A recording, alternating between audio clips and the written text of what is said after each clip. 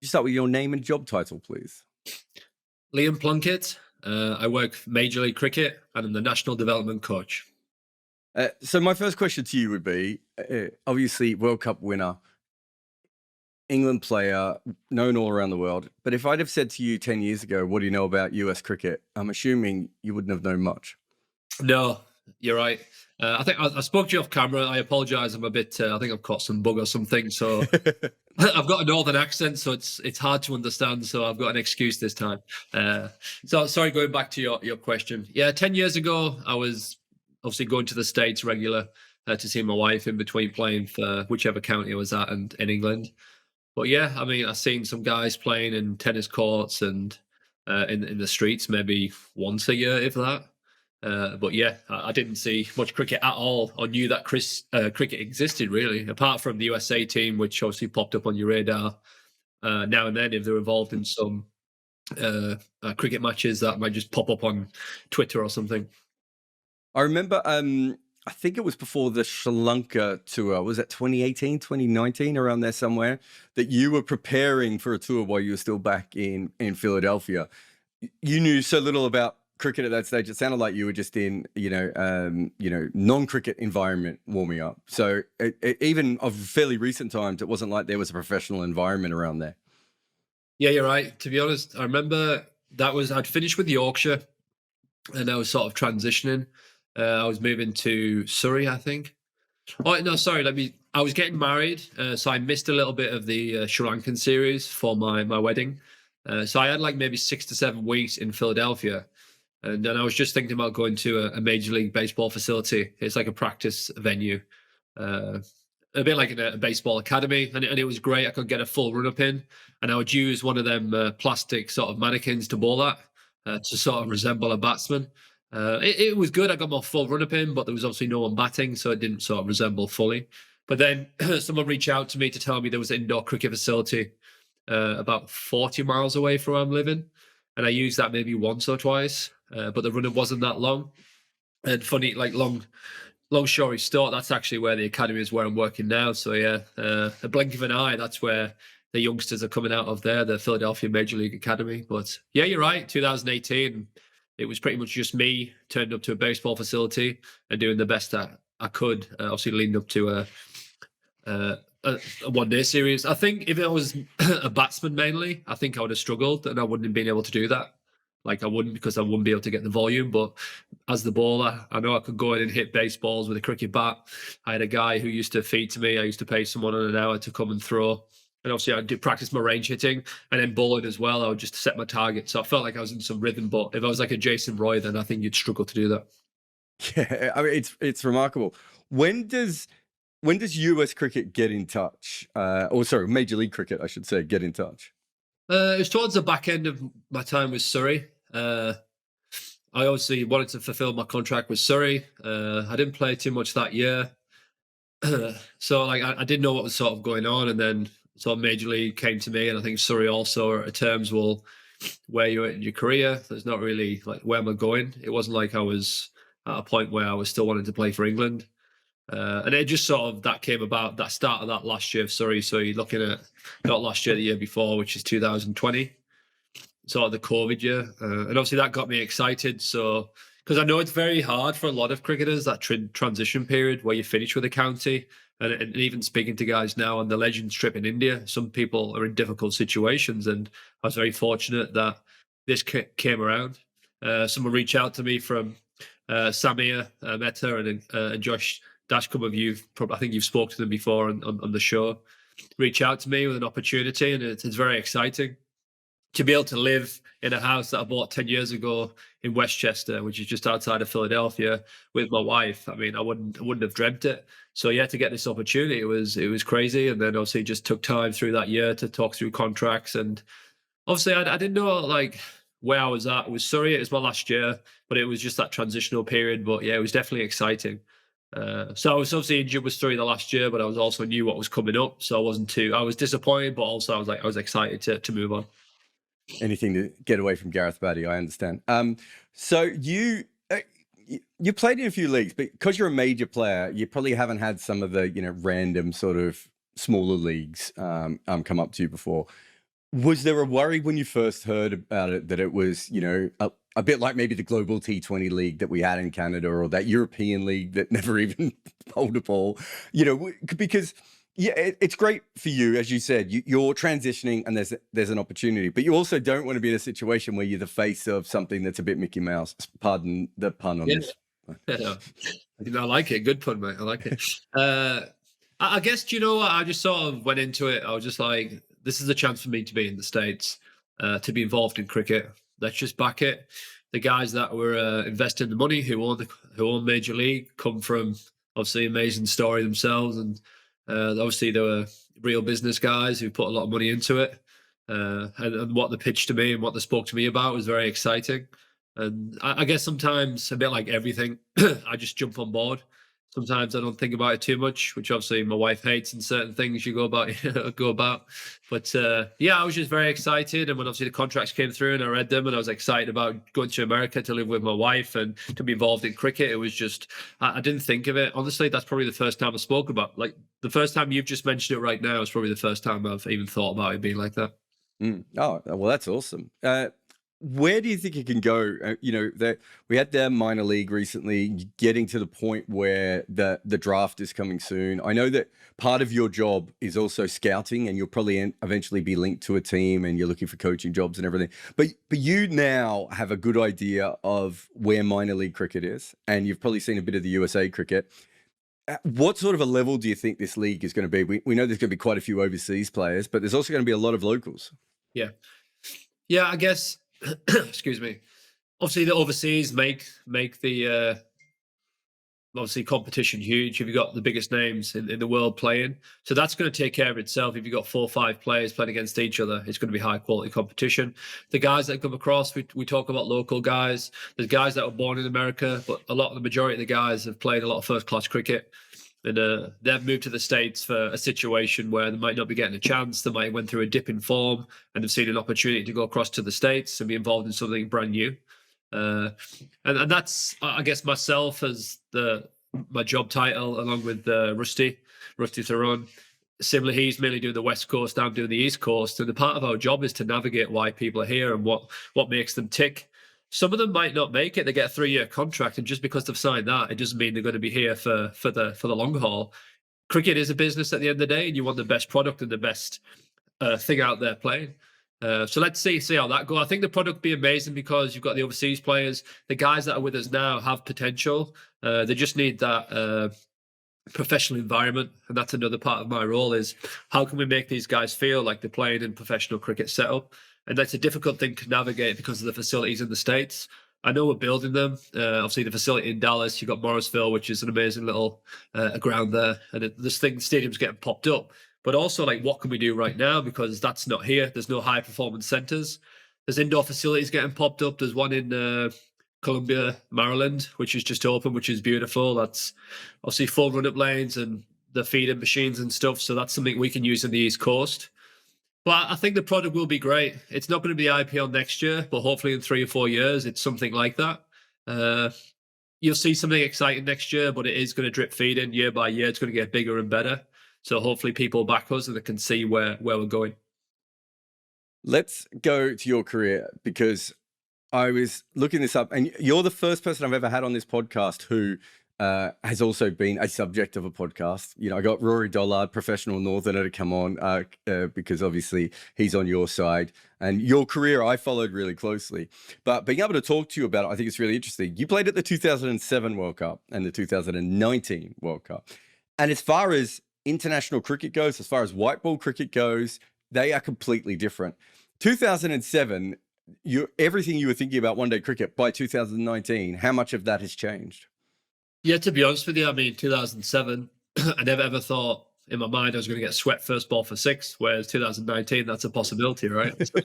The game changes so quick. And even now, if you miss a couple of years of cricket, things have changed. You've got youngsters coming through who are 360 players. The balls are developing new slow balls, and obviously the fielding people are fitter and stronger. So year by year, it changes. But yeah, I think in terms of just the tactics, the way the game moves is faster. Guys are stronger. I think as the whole squads are stronger. I know back in the day you have strong players and stuff, but as a package, the teams are more professional, and it's more like Not like to a degree, but it's run like a soccer team kind of thing. Yeah, this is like you watch the England guys now or the Indian guys, and they come like an outfit and the fit and it's lean, like everything's like that. So it didn't used to be like that. But yeah, everything's changed. What's put into it, the prep, the recovery, uh, all the information that gets fed to the players, what's available to the players. In terms of like the podcasts and stuff, what was available then, guys can go and watch YouTube clips and listen to podcasts on different players, and everything's there, right? And push of a button, there's so much information on the different players, which is amazing. So yeah, I mean, it's night and day. Honestly, it is. Is do you, because you had this long career at that top level, do you notice all the little changes? Like you know, you're bowling Yorkers in 2007, realistically. Maybe at that stage you've moved to wide Yorkers, and that's probably the era where MS Dhoni's starting to lift the odd Yorker. But Dilshan comes after that, right? Yeah. And then you've got De Villiers and Joss Butler, and everyone's flipping the ball over their head. Do you notice those things drip by drip? Or are they like, is it suddenly like, okay, well, that ball that I've been relying on for the last 3 years, I'm just going to shelve that in this part of the game because it doesn't work anymore? I feel like it goes in cycles. Honestly, I think it does. I mean, you get to a point where everyone was bowling Yorkers, and now everyone can, majority of good players can get down and flick it over the keeper's head. So then it's like, well, you go back to kind of length, and people are not used to hitting length at the death, and it's kind of different. A bit like, obviously, I'm not a good batter or nothing, but like I know back in the day, I used to get a lot of Yorkers and stuff and miss, and you can cow it. And then I went from away from that because of what's available for bowlers to look at. They're like, well, you can't hit that strong on the offside. Do you know what I mean? And then so they just figure you out. Then you just get hard length, and someone's bowled 90 clicks. Because if you miss a Yorker, there's more chance of a guy at tail end or a guy number 8 or 9 to clear the ropes. Where if you're bowling to his hip, the long field, it's different. Yeah. And obviously that's with the tactics. But I didn't really shelve it. It's still the same. Every batter's different. I think you just have to adapt a little bit, and as you get, you're braver with your fields, I guess. Like back in the day, if you said, I want a guy here, here, here, your captain would be like, what are you talking about? That's stupid. But now it's like, well, yeah, you put him behind the keeper, or actually, you don't need a square leg. You can move the square leg or fine leg. And do you know what I mean? It's more like anything kind of goes. The captain sort of backs you. Well, the captains that I've worked with and the coaches I have worked with in the last 5-6 years have always backed me. So I've not really shelved anything. I just think you're smarter with your fields and when to bowl and what to bowl. What about the cross seam delivery? So I mean, that's a delivery that's kind of always existed in cricket, right? It's not as if it's a bit like the slow ball. We talk about the slow balls in one day cricket, but people 150 years ago had slower balls and faster balls, right? So that hasn't changed. But the cross seam delivery, which ends up being almost the ball that you're defined by 2019. How much are you bowling that in 2007? And how much are you bowling that in 2019? Because by the end, it looked like you were essentially slamming the ball into the pitch, having your 3 or your 4 catches on the leg side, and saying, look, eventually you're going to miss hit one of these. Yeah.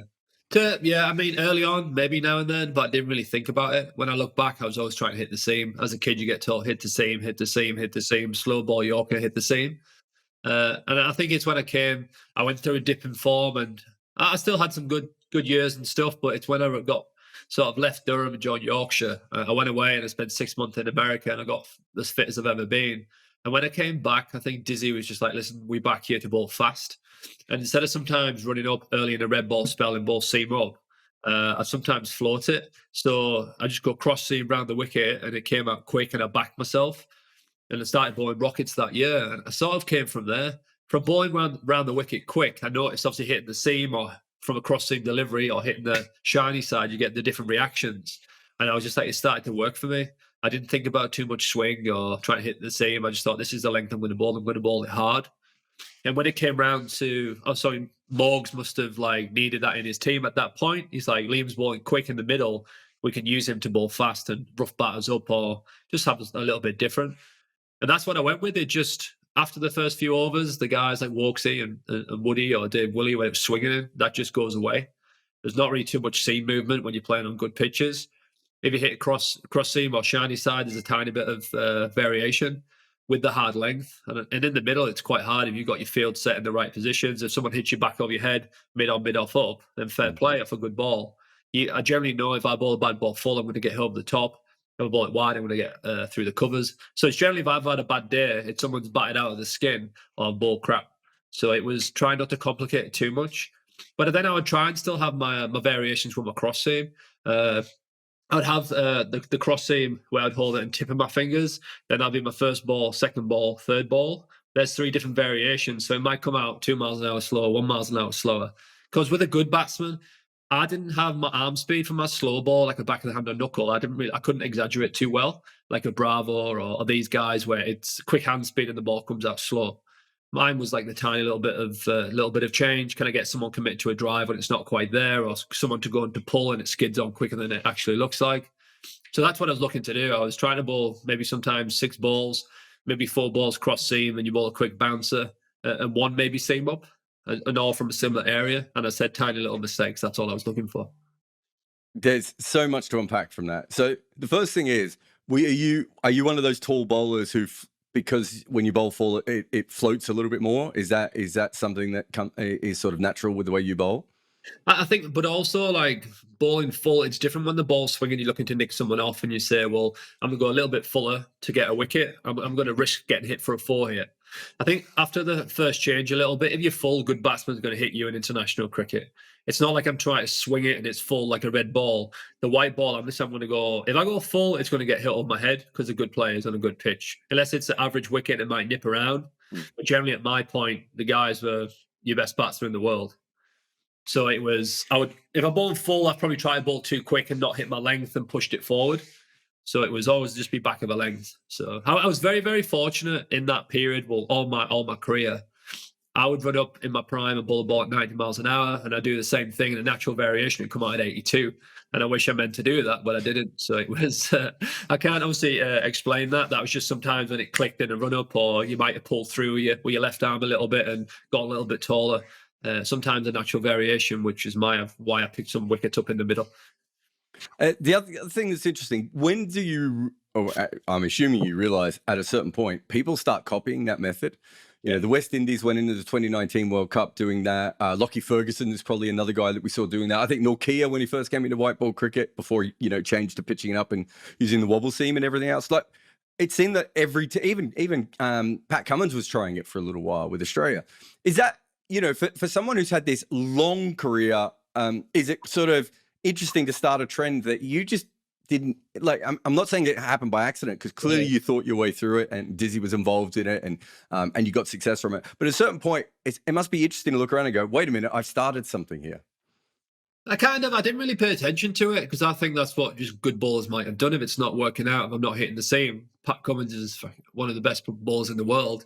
He's probably, okay, this is working out, and he might just did it and we might not paid enough attention to it previously. Or he might just bowl a game where the pitches are tacky and the cross seam might have fit in a little bit more. But I mean, if people have looked at my bowling leading up to that World Cup and then it's actually working for Liam, let's try it. Then obviously I'm obviously over the moon. People think I'm doing a good job. I think it's undeniable to say that before you, basically, if a fast bowler was bowling in the middle, they were not a fast bowler, they're probably a part-timer, or it was someone like Hassan Ali or was a Akram coming on to bowl reverse swing. So it's a different type of player. We see Umar Malik doing it now. Woody's trying to replace you in the England side, doing that sort of stuff as well. I just find it's really interesting of how late it came in your career. We talked about you being in the 2007 World Cup. Your actual one-day career is batshit crazy, because you play from 2005, which is a different world away now, to 2007. Then you play like a game in 2010, a game in 2011, and then 2015 you come back involved. How much of that is you're taking wickets in the middle for Yorkshire, or is it something that Owen Morgan has obviously played with you before, or good fit? Why do you think you were brought back into the team at that stage? I'm not sure, because I just played. I came back into the test team before that, and it went really well. It's when Cookie brought me back in, and I was bowling quick. That's when I bowled Lord's Test, bowled 97 miles an hour, and I was in my prime. I was bowling rockets for that summer, for a couple of summers. And I think that Morgan was just thinking, listen, we need to have someone in the middle. We need to do something different. Whether he's seen something elsewhere. I know he worked well with Baz McCullum, so he might have seen something and think we need this pace in the middle. We can't just have some guy bowling medium pace, or we have just a regular off spin to fill in overs. Our best ball is going to be at the top and the bottom. Let's have a partnership in the middle, which happened to be me and Adil Rashid for a lot of them overs, because I think we probably bowled 20 of them middle overs. And I think it just worked well. He probably seen me running ball in quick, thought we need this in the middle. I remember speaking to him in Dubai, actually. It was after a test series, and I was in the one-day series and the T20 series. I didn't play any of the one-days. I'm like, well, what's going on here? And I was like, I might just actually rack white ball cricket off. I might just, I'm not interested. And he said I wouldn't do that too soon. And I played in the next 3 T20s. And I bought quick. I was bowling, 150s. And then it sort of went from there, really. It was, I remember, that's it. I played 3 T20s, went really well. And then I didn't get picked for like a South Africa tour. And then that's when I went away and I spoke to Trevor and I said, what's going on? He just said, you haven't got enough variations. And I think that's when I thought about the cross seam, the wobble seam, and that kind of thing. Okay. So that was what, 2015, 16? Would that have been? Yeah, 2016, I think. Don't quote me on that. Around that time, because I thought I went really well, ball rapid, and picked up wickets, and then I just didn't get picked for the next South Africa trip, and I went away and went to Yorkshire. We went well, sort of worked on my wobble seam a little bit to add to that, and obviously with the cross seam that brought out my off cutter different, because obviously you hold the ball different, you could get the spin on it. So I just went away and worked on, as I said earlier, just tiny little changes because my arm speed's not quick, just the little guys that people don't pick up. That's really interesting to begin with, because I think it's easy to see, Harry Gurney or Benny Howe, these sorts of guys who have, big dramatic slow balls. But realistically, the amount of times you got guys caught a deep mid wicket and long on, obviously you're changing the pace and people are just losing their shape a little bit. So I find that interesting. I just want to go back to your test career. So 2014 that you were talking about before. So I was at that series against Sri Lanka. You bowled incredibly fast at Lords. And then I think you took, 8 or 9 wickets in the next test against Sri Lanka. Yeah. And so at that stage, I remember I might have even written an article about it going, this might be the bowler that England needs because he can bowl overseas and everything else. That's kind of it. It's kind of like they used you in that little bit, and then they never really came back to you. And then the interesting thing is, up until the baseball revolution of recent times, they've been trying to find a Liam Plunkett-like bowler in Test cricket ever since. How much of it is you lost form, you had injuries, just wrong place, wrong time, and how much do you think they just gave up on you when they shouldn't have? I don't know, because I think maybe a few of the guys were struggling with injuries and stuff, but I mean, after that Sri Lankan series, I came back and I played against India and I bowled nicely. I think my last test that's when I got Kohli first, but I got Pujara and then Kohli back to back. I got 3 for and a 2 for and a 50 odd. And I had a great game. And then I got like a little stress fracture in my foot, which put me out for the rest of that series. Chris Walks came in, Chris Jordan came in. And then, be honestly, I never got a look back in. And I'm not sure why that was. But at the same time, I came back and I was playing so much white ball cricket and that was going well. I was like, I want to be back in the squad. Okay, well, what's going on? And then my white ball just went like that. And my red ball, I didn't really play much. I think after that point, I don't think I played much red ball the last 4 or 5 years. Last maybe 4 years in my career back in England. I didn't really play much first class because it was just all white ball. You played that much white ball cricket. And then obviously the counties, you were going back after playing a white ball series. And automatically, you're not going to fit into red ball cricket. It's completely different. I struggle to go from white to red because a bit like, sometimes you can lose your action in white ball because you're trying to aim the ball into the stumps, into top, into middle. Everyone wants width in white ball cricket. But in red ball cricket, it's more like you're consistent and I'll fall away, and it wasn't as consistent as I'd like. So I think, so it was back and forth. But the white ball just went this way and red ball Test cricket just sort of faded away. It was disappointing, but also I was happy because we're going to T20 World Cup. We were winning series after series, home and away. So I was sort of happy, but I didn't really think about it too much. You talked about the technical things there. When you specialize in white ball cricket is when you probably have the best international part of your career, right? Now, obviously, a lot of things have changed. England have started being more professional. Owen Morgan is probably trusting you with fields. You know your game because you're a proper pro at that point. But how much of it is that it's really hard to maintain being good at red ball and white ball at the same time, unless you're someone who has a freakish action or, a particular kind of batting style that sort of goes to both. Everyone else is making shifts, right? And if you're spending all your time on white ball, you're just not developing in red ball the same way. It's difficult, I think, because you go from playing T10, T20, then you come back and playing Test cricket, and you've just been trying to hit it 360 out of the ground. It's not that easy to go into your shell. And that's why, as you said, with baseball, it sort of helps that. And maybe that's the way they're doing it, because they realize there's so many players are playing franchise cricket or white ball cricket. Why not use that in test cricket? Do you know what I mean? Because the Mm. guys are getting so good at it. It makes for great test cricket. Well, great to watch. It's not traditional, but why stop guys scoring when that's what they're doing day in, day out in nets and in franchise cricket? But it's not easy. I mean, as a bowler, as you said, I can imagine Jimmy can still come and play white ball and open the ball and nick people off. And it'd be interesting to see where his Yorker skills are and his back of the hand, or do you know what I mean? It'd be completely different. He's so good at red ball cricket. Still the best. What is he? The highest wicket taker for England? White ODIs as well. I think he is. He was for a while. I mean, if you think about it, you watch that last World Cup, we're now seeing guys like Mark Adair, Bhuvi, Arshdeep Singh swing it both ways. So it went away from swing bowling because everyone was bowling the wobble ball. Actually, what Jimmy does now, there aren't that many people in the world who can control swinging the ball in both directions, right? So someone like him could probably move back to it easier than perhaps someone else could. Yeah, but that's the thing, isn't it? He's went away and they've probably spoke about it, and I think he probably struggled with it for a while. I've obviously not spoke to him about this, but he's probably just come to terms with it. Like, red ball's the way I'm playing. I'm so successful. I'm the best in the world at it, and he's just obviously worked at his trade day in, day out to see where he is now is crazy. But it's so difficult. I mean, as you said, unless you've got a crazy action or you're an unbelievable spinner with different skills, like you're googly and you're top spinner and all these good balls. But even if you speak to Adil Rashid, he's probably he found it hard, right? He found it really hard to go from white ball then and come back to red ball. Especially early on, if you bowl the red ball, a few slack balls, and there's no one scouting the boundaries, then obviously you start going for 5, 6 and over. And in 4-day cricket, it's a bit different when you've got your scouts out and you're so set in your field, you know how to bowl. It's not easy, and that's why obviously the guys who go around playing franchise cricket, not many of them are playing test cricket, I guess.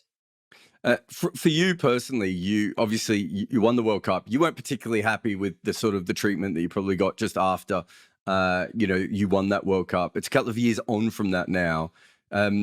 We've got the baseball revolution going on in Test cricket, and we've got everything that was involved with white ball, which you were massively involved with. It's a very exciting time to be, an England cricketer. You were part of that, initial surge. When you watch them win a World Cup, obviously as a fan and as an English person, you're happy. But do you feel like, you played a part in this new style of English cricket as well?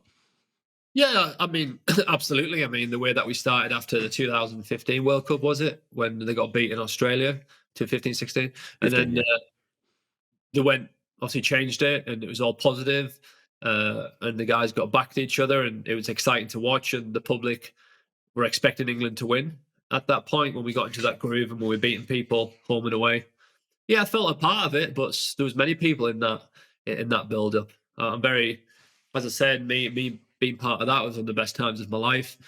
Bowling first for England and doing a good job, and then putting my flip flops on and watching on the balcony, watching the guys go out and smoke it, is one of the best times of my life. Right, it was front seat to the best cricketers in the world doing amazing things. But yeah, I'm very, very proud of that team, and I'm very proud to be a part of it. 100%. And obviously, your major playing career. Are you actually retired? I didn't see any minor league stats. Should I be looking up how you're going in the minor leagues, getting a couple through? You can look, but I mean, it's yeah. Mate, go for it. It's I'll send you the picture of our run up as well. Then you can judge me from my BMX track on the run up on the way to the AstroTurf. So it might change change your opinion, but that's a part and parcel of it. I think that the cricket in the States, it's fun. I mean, it's you got to leave your ego at the door, right? It's something that's getting built. There's so many talented people coming across and playing. The facilities are getting better day by day by day. And I think you might have read also the article that got released about the hybrid pitches getting put in. Yeah. Everyone in minor league is going to be playing on them from next year, which is a massive thing for Major League Cricket and USA Cricket. I think maybe, yeah, I'm going to play the first year. I can play as a local. So for me, it's like if I can be sort of an assistant coach and a player in that, or some sort of coach, and for the guys who've not been around too much professional cricket or too much franchise cricket, can I help show them, or give them the awareness of what it takes to be a professional cricketer, what professional cricketer looks like, how you train, how you go about your business. If I can do that the first year and help that grow, then I feel that would be my best role. Hopefully, obviously, I'm trying to keep my as fit as possible. I played in the Legends League. Still some good cricket going on there, to be honest with you. By the end of that trip, I felt like I was bowling decent pace, like 135, 140. I was in decent nick. So it's just get my mind right, get myself in a place where, listen, I'm going to play this year, give my all. But I also don't want to be the guy who's standing in the way of a guy who's 21, 22, who's born in the USA, who's obviously coming through. Then I'll gladly step out of the way and help him and develop him to take my spot and go on to bigger, better things. You talked a bit before about, the transition, and Mitch Johnson was out with you, and Matt Price, are guys I know fairly well, and and I've watched them and many other players struggle with transition. If Major League doesn't come along, what do you think you would have done? You've got a wife in America. You've got roots, especially to the north. But you're a World Cup winner. You could probably work anywhere in county cricket. Would you have gone into coaching, or would you have tried something else? No, I think I would have. I feel like having the life of cricket, the ups and downs. I've probably learned a lot more from the period when I struggled for 5, 6, 7 years. I felt a lot. I learned a lot from that, and I feel that's why it might make me a decent coach. A lot of the guys I've been involved with who are unbelievable at cricket, and you try to speak to them about cricket, it's quite hard. They've not dug into the trenches because it's just like, oh no, I just hit that spot there. And you're like, well, yeah, I'm trying to do that, mate, but I can't do it. I feel like I would have been around county cricket. I've got a lot of friends who are coaches and who develop cricket, and I think I would have stuck around. Maybe I would have tried to play for another couple of years. There was chats of me playing white ball cricket for teams, a bit like that development role. So yeah, I think so. I would have been involved in cricket in some capacity. I think in some professional way, whether coach or playing. Yeah, I think in terms of me now, the next stage, in terms of what you're doing, in terms of this major league right now, it's obviously learning on the job. It's obviously, I think everyone who works at Major League Cricket, it's a Swiss Army knife. You have like 4 or 5 roles that you do, and it makes you obviously. I feel like you grow so quickly in the last year that I've been there. I feel like I've developed as a person and a coach, and I'm more aware of myself a lot more than I used to be as a player. Because you're sort of in a new, it's cricket, but you're in America, so it's it's Americanized. And people in America don't rest; they just work, work, work. Which is it's different work as well. It's obviously getting a laptop at the start of last year and sort of getting through that and making sure I'm getting back to my emails and just like the day-to-day things that you guys would normally do as a cricketer.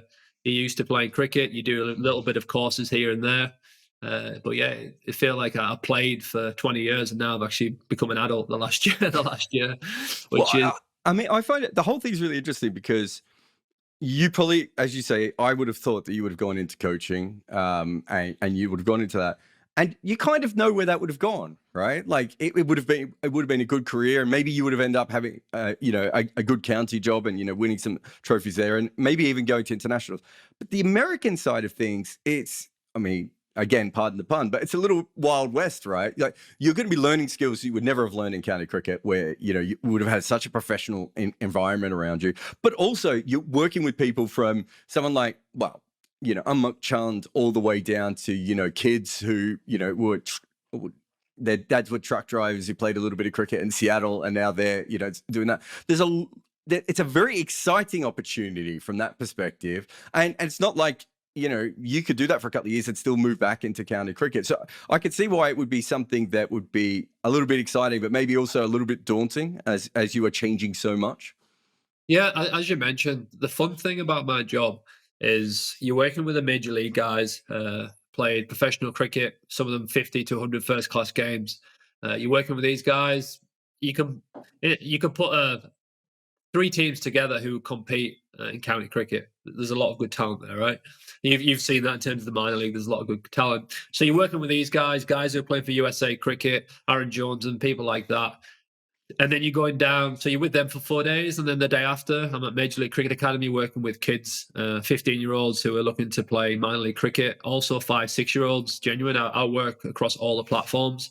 And honestly, some of the stuff I learned with the youngsters, I can use with the older guys because you're going back to basics. And that's a part of it. I actually don't mind getting on my hands and knees and throwing tennis balls to kids. Right now, I feel like I'm just trying to help the sport grow. And if I can use my name in the academies with the kids and stuff because the parents love me or like me or see me on TV, then that's going to make that academy more credibility, going to bring more kids in. But yeah, it's amazing. You learn to interact with people from all different ages and different cultures, different backgrounds. And as you said, it feels like the last year has been a massive sort of growth, a big growth spurt for me in terms of my learning. So it's crazy to think you're working with people from all lights of the world. A guy who's Under Armour tennis ball for the first time, then a guy who's played first class cricket 50 to 100 games. So it's fun navigating USA cricket, I tell you that. Thank you very much for coming on the podcast. Thanks for having me.